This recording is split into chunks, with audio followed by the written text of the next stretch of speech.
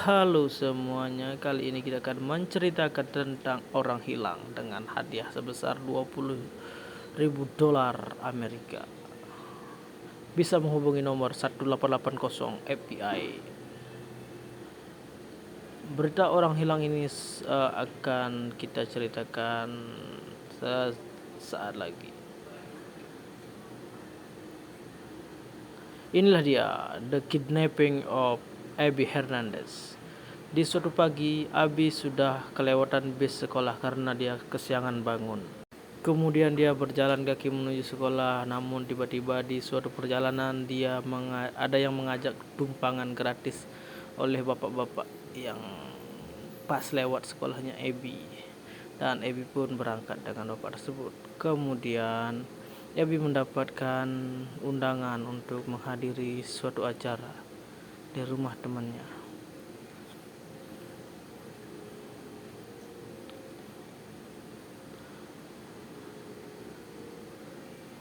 Pas jam pulang, Abby pun kelewatan mobil sekolah. Namun tiba-tiba ada seseorang yang mengajaknya untuk pulang bareng. Abby pun naik dan tiba-tiba dia tidak belok ke kiri namun tetap lurus di perempatan jalan, dan bapak ini mengancam Abby dengan sebuah senapan. Abby pun tidak bisa berbuat apa-apa dan menuruti kemauan si pria tersebut. Kemudian Abby pun diajak pulang ke rumah si pria tersebut.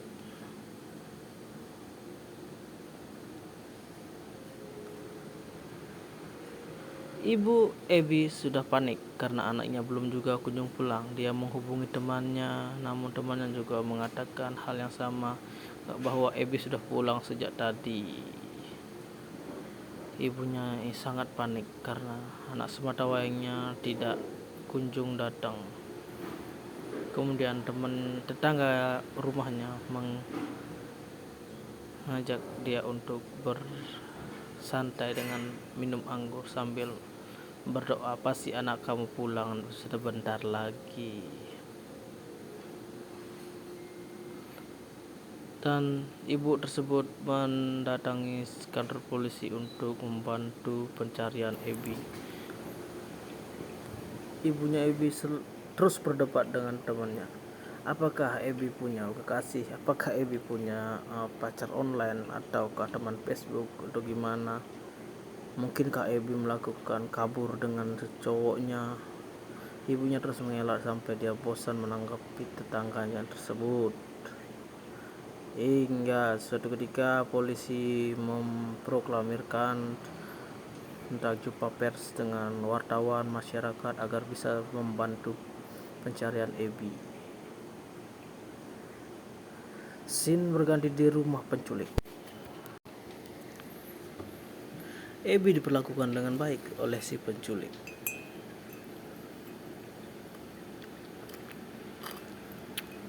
Abby belum bisa melihat wajah si penculik karena dia memakai topeng.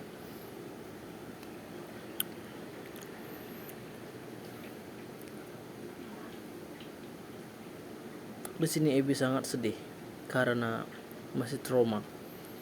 Kenapa hidupnya harus ada di dekat pria tersebut? Kemudian si Abby menanyakan kapan dia berulang tahun, dan pria tersebut memasangkan semacam kalung remote di lehernya.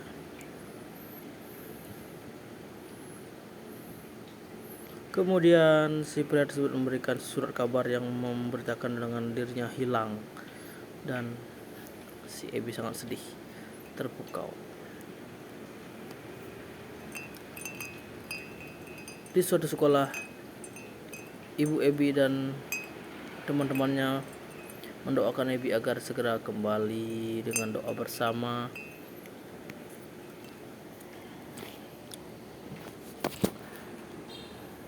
Berharap semua bisa berjumpa lagi dengan Abby.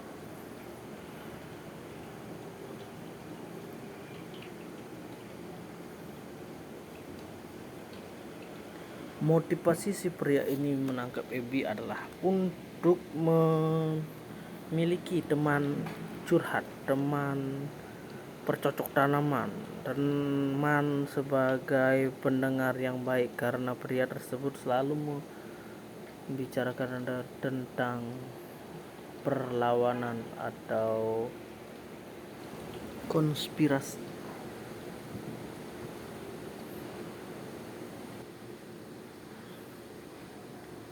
Di kepolisian, Ibu Ebi masih tetap mengadu masalah tersebut dan ibunya disuruh bersabar karena ini adalah anak kabur. Dalam 2 minggu kami akan segera menemukan anakmu.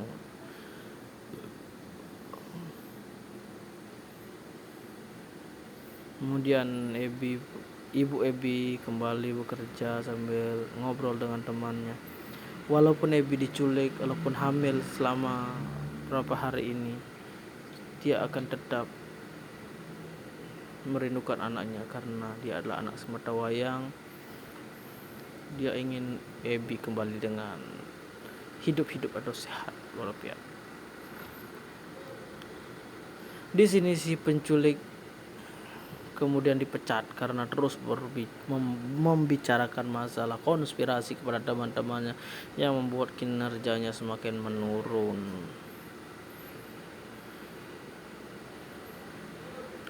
Ebi kemudian disuruh menuliskan surat untuk ibunya.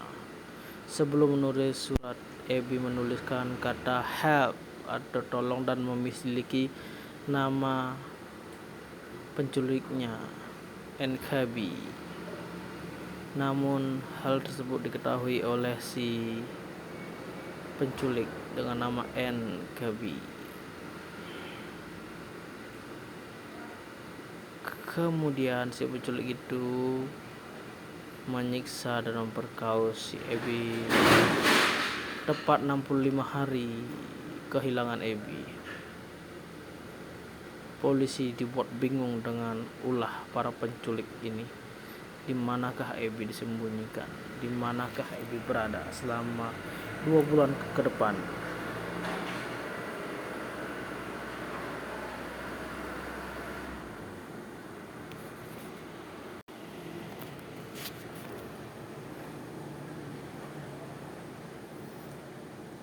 Polisi pun memutar otak untuk membantu ibu ini karena sudah hampir 3 bulan Ebi tidak ditemukan juga. Kemudian Ebi dipindahkan ke suatu kontainer yang dipenuhi dengan alat kedap suara agar teriakan-teriakan orang di dalam tidak terdengar.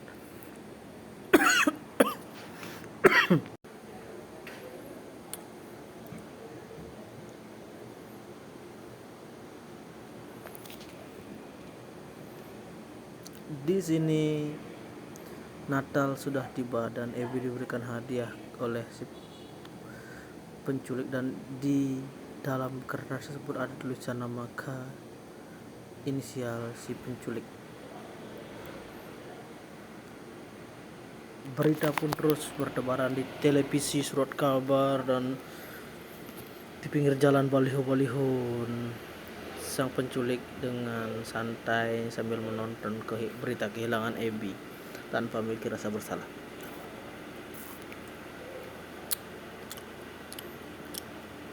Hadiah ulang tahun pun nyusul, sudah diberikan. Dia memberikan papan catur karena si penculik tahu bahwa Ebi itu pintar bermain catur, pandai bermain catur.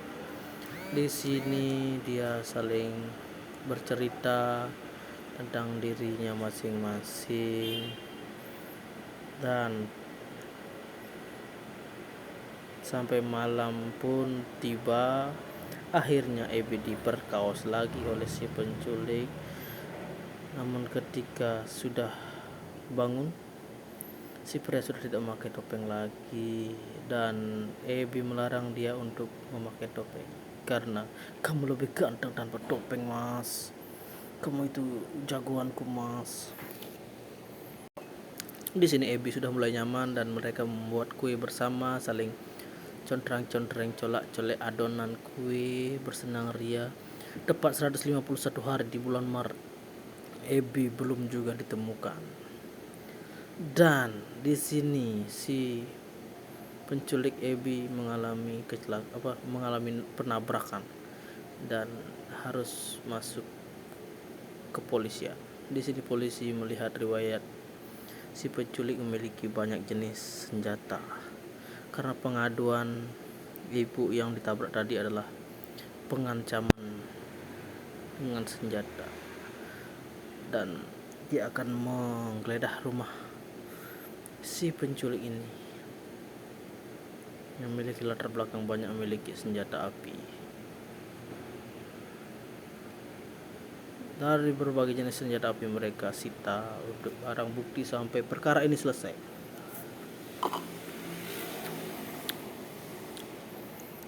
Kemudian Abby diajak keliling mencari udara segar dan ke tempat kuda, tempat biasanya si penculik mengajak ibunya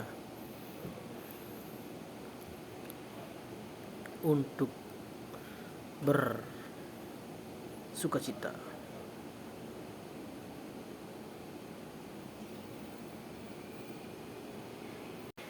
Setelah si penculik dipecat, dia ingin membuat uang palsu bersama si Abby agar memiliki pendapatan.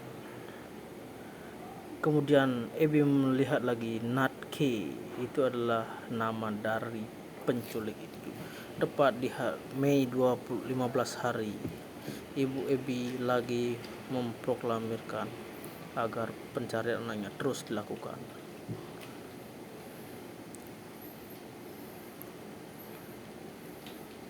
Abby kali ini membantu si pria untuk membuat uang palsu. Namun tiba-tiba ada yang menelpon agar bisa langganan warungnya menelpon bahwa kamu memakai uang palsu untuk berbelanja, kamu akan saya laporkan dengan penyebaran uang palsu. Kemudian dia pun membakar semua bukti-bukti pembuatan uang bersama Abby.